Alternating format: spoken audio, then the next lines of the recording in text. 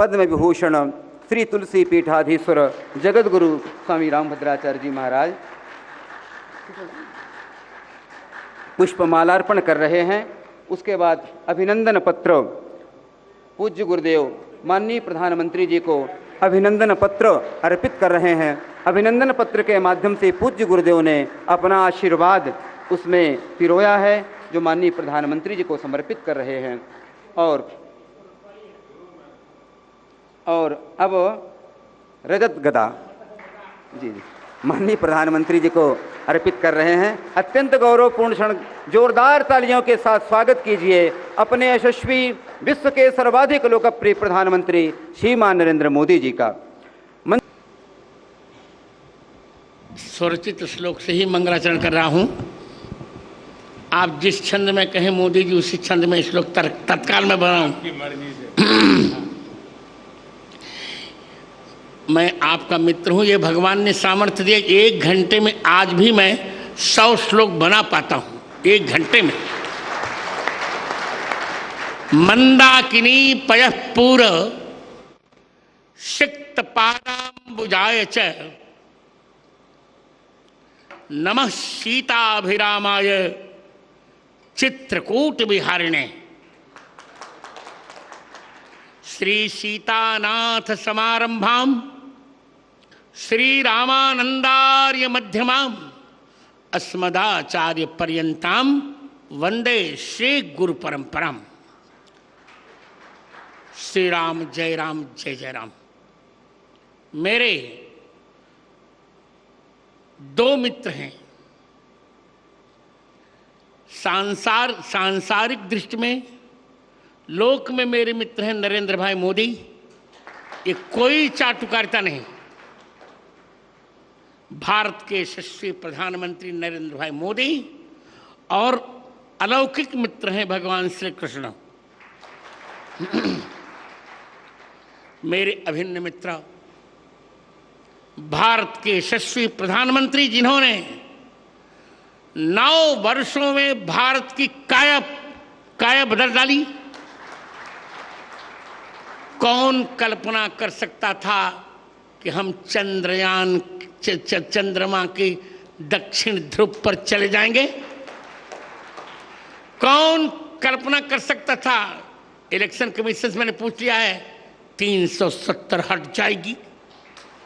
कौन कल्पना कर सकता था ट्रिपल तलाक समाप्त होगा? कौन कल्पना कर सकता था कि महिला आरक्षण विधेयक पास होगा? ऐसे यशस्वी प्रधानमंत्री मेरे, भले वो मुझे गुरुजन कहे पर वो मेरे मित्र हैं। मैं उन्हें मित्र ही मानता हूं और मित्र ही मानता रहूंगा। मित्रम प्रीति रसायनम नयनयो। और मेरे स्नेह भाजन मध्य प्रदेश के राज्यपाल मंगू सिंह भाई पटेल और मध्य प्रदेश के यशस्वी मुख्यमंत्री शिवराज सिंह, समागत सभी माताओं बहनों मित्रों बालकों और बालिकाओं और बालकों, आज श्री तुलसी चित्रकूट में मैं सभी का स्वागत क्या करूं, मैं सभी का मंगला शासन करता हूं। आचार्य स्वागत नहीं करता, वो मंगला शासन करता है। मैं सबका मंगला शासन कर रहा हूं। आज मेरे हर्ष की सीमा इसलिए नहीं है कि बंद नेत्रों से जीवन के 2 महीने बाद ही नेत्रों को खोकर मैंने अपनी यात्रा प्रारंभ की। एक संस्मरण छोटा सा सुनाकर मोदी जी, 4 साल का मैं था तब जब मेरी चिकित्सा मुंबई में चल रही थी, तो डॉक्टरों ने कहा नेत्र अब नहीं ठीक हो सकेंगे। उसी समय मुरारजी देसाई के भतीजे थे अमोल जी देसाई, बहुत अच्छे डॉक्टर थे, गुजराती जानते थे। उन्होंने कहा मुझसे मेरा पहला नाम लेकर, गिरिधर उदास मत हो, तुमको 2 नेत्र मिल जाएंगे। कौन से? तो उन्होंने गुजराती का एक गीत पढ़ा, गीता रामायण मारी अंतरनी आँखो, प्रभुए दीधी छे मैंने उड़वानी पाँखो। मैंने यही मूल मंत्र जीवन में उतारा और जीवन के 5वें वर्ष में पूरी गीता कंठस्थ कर ली 15 दिन में, और जीवन के 7वें वर्ष में मैंने संपूर्ण रामचरितमानस कंठस्थ कर लिया। 2 आंखें मुझे मिल गई मित्र। कभी भी मैंने ब्लाइंड कंसेशन नहीं लिया, कभी भी मैंने ब्लाइंड छात्रवृत्ति भी नहीं ली, क्योंकि मैं अपने को दृष्टि बाधित मानता ही नहीं। संतत्व की जहां तक परिभाषा है, आपको जानकर अच्छा लगेगा। संत वो जगत गुरु वो होता है तो तीनों ग्रंथों पर भाष्य लिखता है, गीता जी, ब्रह्मसूत्र और उपनिषद।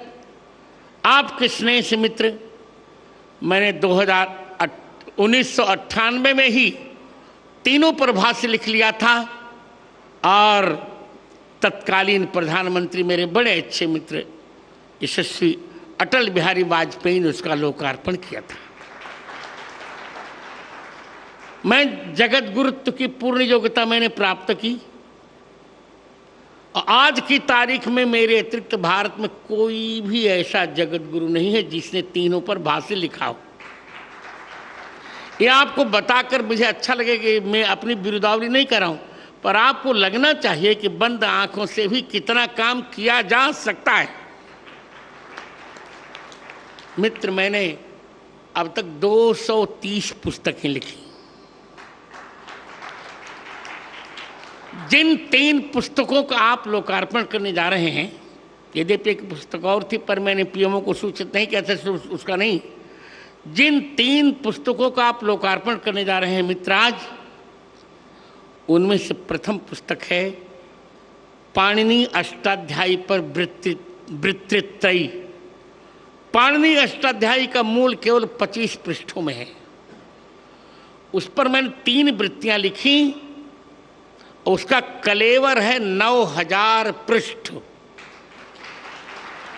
और मित्र सोचो, मैंने भगवान से भी कह दिया है कि मुझे आंख कभी नहीं चाहिए और मोक्ष भी नहीं चाहिए, बार बार भारत में जन्म चाहिए, वो भी वशिष्ठ वंश ब्राह्मण कुल में जन्म चाहिए।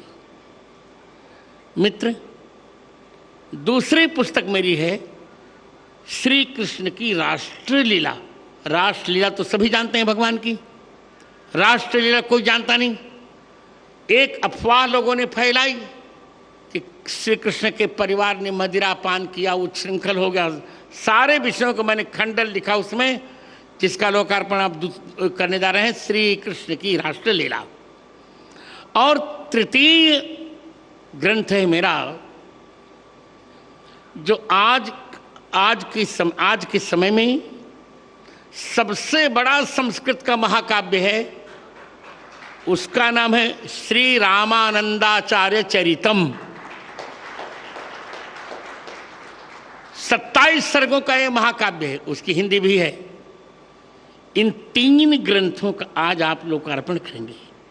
यही मेरा सारस्वत सम्मान है और सबसे बड़ा सम्मान है।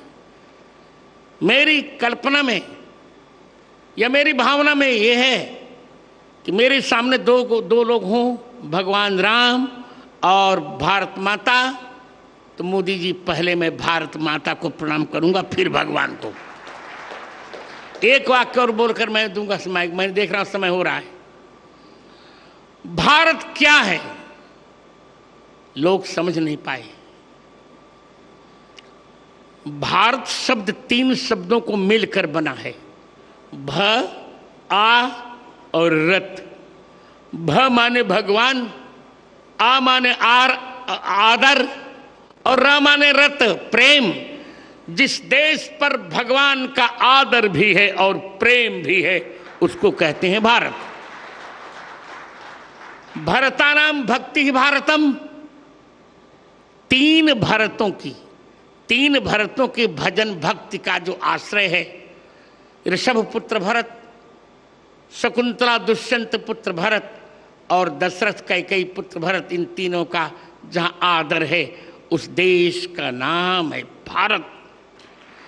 उसी भारत को हम अब 25 वर्षों में विकसित भारत बनाने जा रहे हैं। बहुत जल्दी 5वीं अर्थव्यवस्था से बन गया, हम बहुत जल्दी 3 अर्थव्यवस्थाओं में भारत को देखने जा रहे हैं और यह श्रेय मेरे मित्र को जाता है। मैं बहुत प्रसन्न हूं। समय नहीं है, बोलता बहुत पर समय नहीं है। आज आपको प्राप्त कर, मुख्यमंत्री और राज्यपाल को और सभी समागतों को प्राप्त कर मैं प्रसन्न हूं। विद्वान का सब कुछ होता, उसकी सरस्वती का सम्मान। मुझे लोग कहा करते हैं आपके पास क्या है, मैंने कहा मेरे पास और पैसा धन नहीं है। धन तो क्षणभंगुर होता है और लोग चमत्कार में विश्वास करते हैं, पर मित्र मैं चमत्कार में विश्वास नहीं करता, मैं केवल शास्त्र में विश्वास करता हूं। अभी मोदी जी ने कहा वजन घटाइए, मैंने कहा क्या करूं? प्रतिदिन 2 लाख राम नाम का जप करता हूं, फिर लिखता पढ़ता, मुझे समय ही नहीं मिलता कि मैं और कुछ करूं। अभी रामचरितमानस के 9 खंड मुझे लिखने हैं, 9 खंड में रामचरितमानस मुझे लिखना, इसकी व्याख्या लिखनी है। और मैंने यही कहा प्रधानमंत्री जी से, जो अभी यहाँ नहीं कहूँगा, आप किसी भी प्रकार रामचरितमानस को ही राष्ट्र ग्रंथ होना चाहिए। इतना कहकर मैं यह अमायिक माइक फिर संचालक को दे रहा हूं। जय श्री राम, जय भारत, भारत माता की, भारत माता की, भारत माता की। वंदे वंदे वंदे, जय श्री राम। अनेक भारतना प्रधानमंत्री भारत ने विकसित भारत बनाववा માટે कृत संकल्प एकमात्र राष्ट्रभक्त माननीय नरेंद्र भाई मोदी ने आ अमायिक माइक आप पूछो बोलवा માટે मैं आमंत्रित करता हूं माननीय प्रधानमंत्री नरेंद्र भाई मोदी को। हाँ, पहले पुस्तकों का लोकार्पण हो जाए, फिर प्रधानमंत्री का वक्तव्य होगा। अष्टाध्यायी पर यह पुस्तक केवल 25 पृष्ठ की पुस्तक जो 9,000 पृष्ठों में है। इदानीं लोकार्पणं कुरुते प्रधानमंत्री मदीयानां त्रयाणां पुस्तकानां। भद्रं कर्णेभिः शृणुयाम देवा, भद्रं पश्येमाक्षभिर्यजत्राः। हाँ, आप करिए, मैं मंत्र बोल रहा हूं। भद्रं कर्णेभिः शृणुयाम देवा, भद्रं पश्येमाक्षभिर्यजत्राः। स्थिरैरङ्गैस्तुष्टुवागुंसस्तनूभिर्व्यसे महिदेवहितं जदायुः। अ ऊणरिद्रिक एवं अयौ छैवर्लण्यं गणनम जभे घरदश जब गर्दश खप छठे तो कभे सत्सर हल। पुस्तकानां लोकार्पणं जातम इदानीं श्रोत कामाभजम। जी, अब आपका वक्तव्य।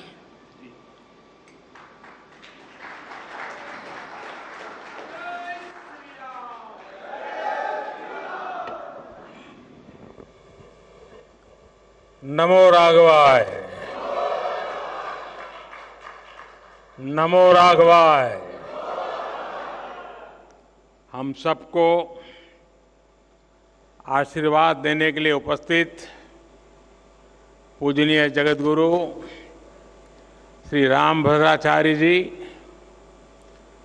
यहाँ पधारे हुए सभी तपस्वी वरिष्ठ संतगण, ऋषिगण, मध्य प्रदेश के राज्यपाल श्री मंगूभाई पटेल, मुख्यमंत्री भाई शिवराज जी, उपस्थित अन्य सभी महानुभाव, देवी और सज्जनों, मैं चित्रकूट की परम पावन भूमि को पुनः प्रणाम करता हूं। मेरा सौभाग्य है कि आज पूरे दिन मुझे अलग अलग मंदिरों में प्रभु श्री राम के दर्शन का अवसर मिला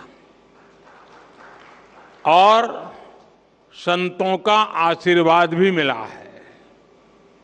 विशेषकर जगतगुरु रामभद्राचार्य जी का जो स्नेह मुझे मिलता है वो अभिभूत कर देता है। सभी श्रद्धेय संतगण, मुझे खुशी है कि आज इस पवित्र स्थान पर मुझे जगतगुरु जी की पुस्तकों के विवाचन का अवसर भी मिला है। अष्टाध्यायी भाष्य,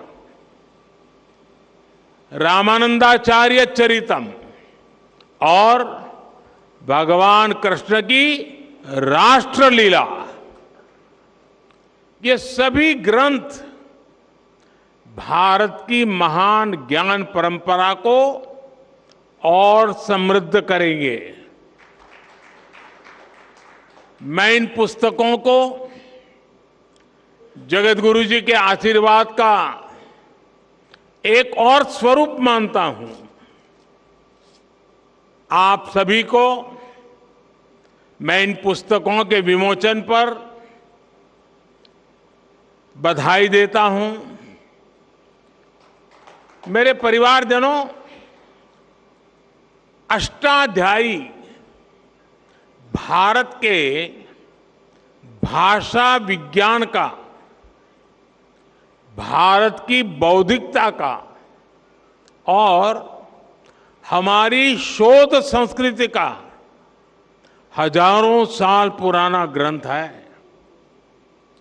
कैसे एक एक सूत्र में व्यापक व्याकरण को समेटा जा सकता है, कैसे भाषा को संस्कृत विज्ञान में बदला जा सकता है, महर्षि पाणिनि की हजारों वर्ष पुरानी रचना इसका प्रमाण है।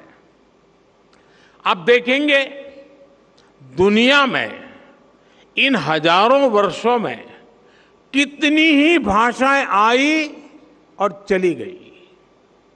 नई भाषाओं ने पुरानी भाषाओं की जगह ले ली, लेकिन हमारी संस्कृत आज भी उतनी ही अक्षुण्ण, उतनी ही अटल है।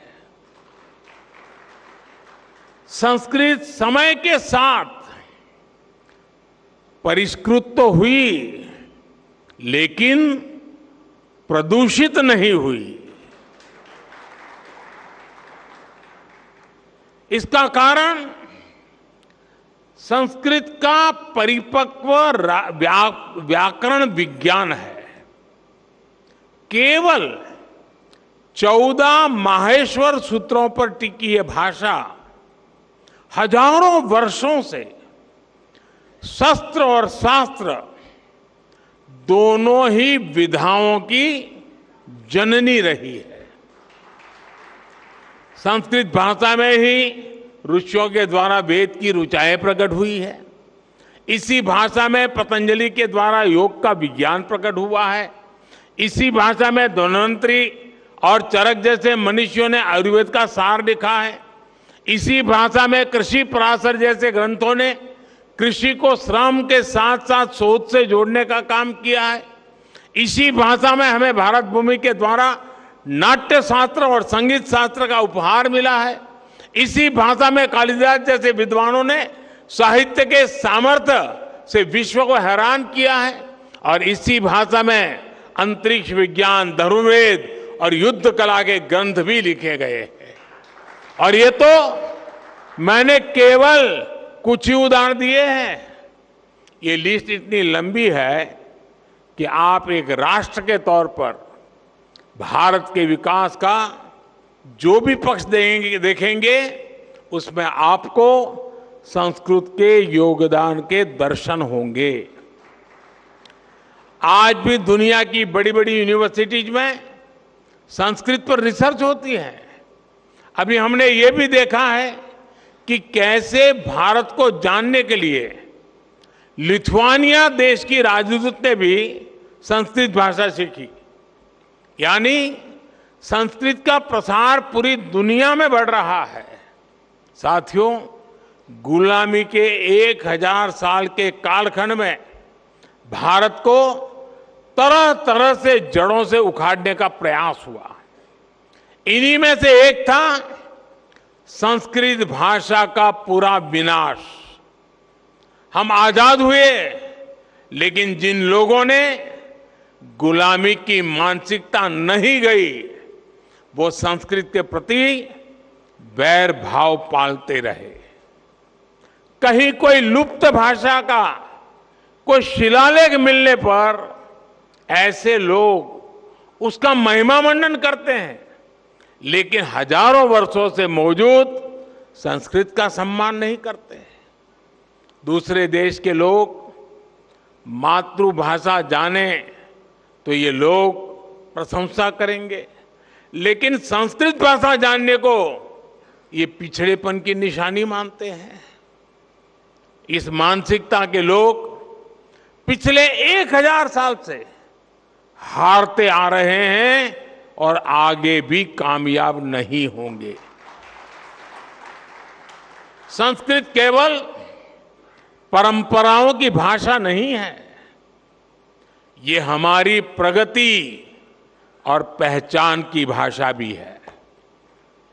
बीते 9 वर्षों में हमने संस्कृत के प्रसार के लिए व्यापक प्रयास किए हैं।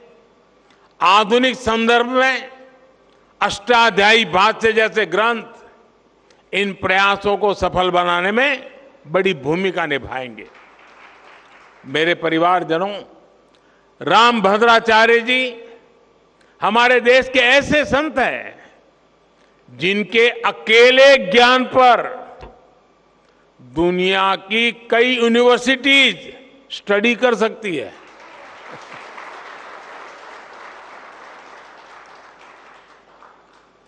बचपन से ही भौतिक नेत्र न होने के बावजूद आपके प्रज्ञा चक्षु इतने विकसित हैं कि आपको पूरे वेद वेदांग कंठस्थ है। आप सैकड़ों ग्रंथों की रचना कर चुके हैं। भारतीय ज्ञान और दर्शन में प्रस्थानत्रयी को बड़े बड़े विद्वानों के लिए भी कठिन माना जाता है। जगत गुरु जी उनका भी भाष्य आधुनिक भाषा में लिख चुके हैं। इस तरह का ज्ञान, ऐसी मेधा व्यक्तिगत नहीं होती, ये मेधा पूरे राष्ट्र की धरोहर होती है।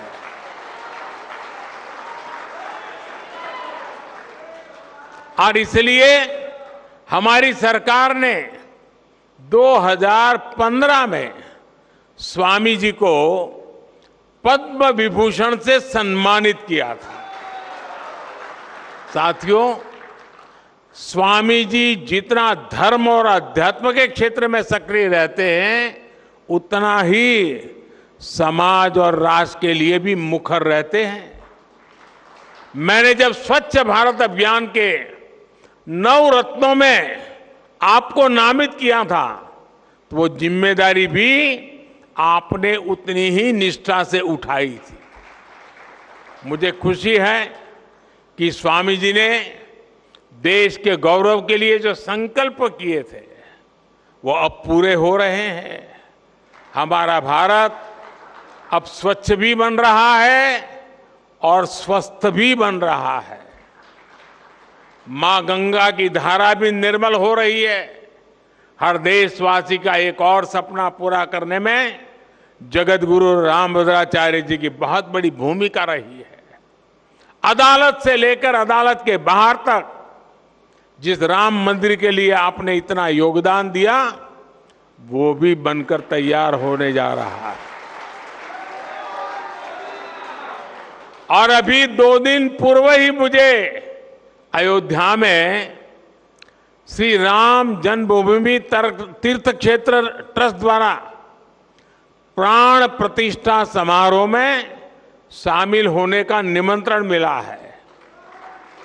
इसे भी मैं अपना बहुत बड़ा सौभाग्य मानता हूं।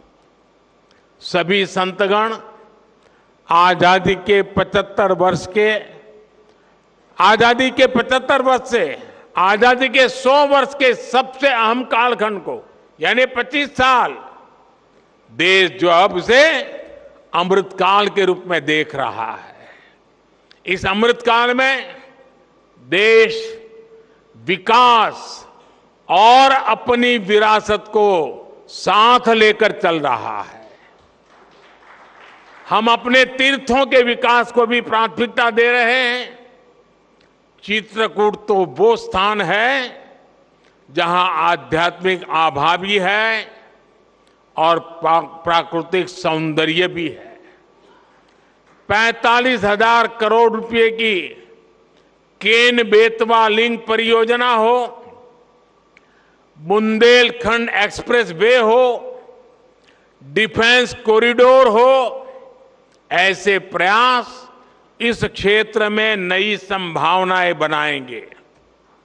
मेरी कामना और प्रयास है चित्रकूट विकास की नई ऊंचाइयों पर पहुंचे। एक बार फिर पूज्य जगतगुरु श्री रामभद्राचार्य जी को मैं आदरपूर्वक प्रणाम करता हूं।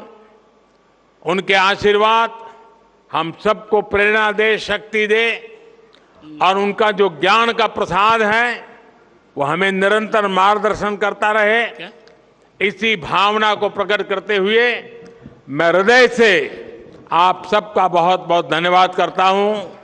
जय श्याराम। ओम आब्रह्मन् ब्राह्मणो ब्रह्म वर्चसी जायता महाराष्ट्रे राजन्यः सूरैकव्योति व्याधि महारथो जायताम दोग्धेर्धेनुर्बोधानड्वानाशो सप्ति पुरंध्रजोखा जिष्णुरथेष्टा सभेयो जुवास्य यजमानस्य वीरो जायताम निकामे निकामेन पर्जन्यो बरकतु फलवत्यो न ओखदया पच्यन्ताम योगक्षेमो न कल्पताम इति संस्कृत राष्ट्रगीतम। धन्यवाद माननीय प्रधानमंत्री जी। माननीय प्रधानमंत्री जी, आपने पूज्य गुरुदेव के समग्र व्यक्तित्व को आप बड़ी गहराई से जान रहे हैं। आपने अपने भाषण में उसे रेखांकित भी किया। हम सभी, और आपने कहा कि 2015 में आपने पूज्य गुरुदेव के इस समग्र व्यक्तित्व का मूल्यांकन करके पद्म विभूषण सम्मान भी से उन्हें सम्मानित किया। हम सभी सभासद और हमारे देश की करोड़ों जनता आपसे निवेदन करती है कि ऐसी विलक्षण विभूति जो इस परिस्थिति में रह करके भी जिसने विश्व जनमानस को मतलब 230 ग्रंथ अद्भुत, और आज जिन 9 ग्रंथों का लोकार्पण हुआ, एक सूत्र में बड़े बड़े पंडितों को पसीना आता है व्याख्या करने में, उसकी 9000 पेजों में व्याख्या प्रस्तुत करके जो एक लोकोत्तर कार्य किया है, उनके समग्र सामाजिक सेवा, समग्र आध्यात्मिक साधना और उनकी सारस्वत साधना का मूल्यांकन करते हुए उन्हें भारत के सर्वोच्च सम्मान से सम्मानित किया जाना चाहिए। ऐसा हम सभी सभासद और हमारे देश की जनता आपसे विनती करती है। इन्हीं शब्दों के साथ आपके प्रति बहुत बहुत आभार, धन्यवाद। विजयी भवा।